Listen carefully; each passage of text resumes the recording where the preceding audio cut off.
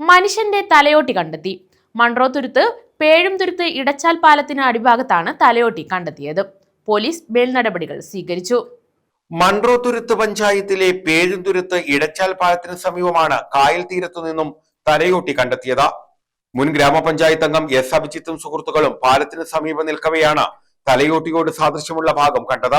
ഈ തലയോട്ടി കാണപ്പെട്ടത് മൺട്രോത്തുരുത്ത് പേഴുംതുരുത്ത് വാർഡിലെ ഇടച്ചാൽ പാലത്തിന് താഴെ കായലിനോട് ചേർന്ന ഭാഗത്താണ് കാണപ്പെട്ടത്. അപ്പോൾ സാധാരണ രീതിയിൽ എല്ലാ ദിവസവും വൈകുന്നേരങ്ങളിൽ കാറ്റുകൊള്ളാനായിട്ട് ആൾക്കാർ വരുന്ന പതിവുണ്ട്. അപ്പോൾ അത് ഇന്നലെ കണക്ക് 7-ാം തീയതി അല്ല 12-ാം തീയതി അതുപോലെ ഇങ്ങനെ മേളിൽ നിൽക്കുമ്പോഴാണ് നമ്മൾ കണ്ട് പോയി പരിശോധിച്ച് നോക്കിയപ്പോഴത്തേക്കും ഇത് തലയോട്ടിയാണെന്ന് ബോധ്യപ്പെട്ട് ഈശ്വരയുടെ പോലീസ് സ്റ്റേഷനിൽ ബന്ധപ്പെടുകയും എസ്.ഐയും പോലീസ് എത്തി അത് ഇൻക്വസ്റ്റ് തയ്യാറാക്കി ശാസ്താംകോട്ട മോർച്ചറിയിൽ ഇപ്പോൾ സൂക്ഷിച്ചിരിക്കുകയാണ്. അവിടുന്ന് പാരിപ്പള്ളിയിലേക്ക് മോർച്ചറി കൊണ്ടുപോയി മറ്റു നടപടിക്രമത്തിലേക്ക് പോകുന്നതാണ് അറിയപ്പെട്ടത്.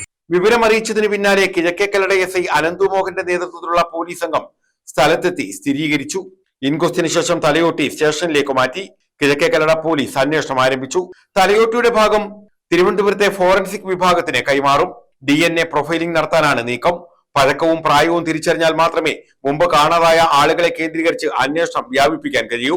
ദ്രവിച്ച നിലയിൽ പാലത്തിന് സമീപം കരയോട് ചേർന്ന ഭാഗത്ത് ചെളിയിൽ പുതഞ്ഞ നിലയിലായിരുന്നു തലയോട്ടി. ഇതിന്റെ ഭാഗങ്ങൾ ദ്രവിച്ചിരുന്നു. ഈ ഭാഗത്ത് ശക്തമായ വേലിയേറ്റം ഉണ്ടാകാറുള്ളതിനാൽ വെള്ളമുയർന്നപ്പോൾ അടിഞ്ഞതാകാമെന്നാണ് കരുതുന്നത്. പഴയ നിർമ്മിതികളോ കുഴിമാടങ്ങളോ മാറ്റുന്നതിനിടയിൽ മണ്ണ് മാറ്റി കായലിൽ തള്ളിയതാകാനും സാധ്യതയുണ്ട്. News bureau, Kundara.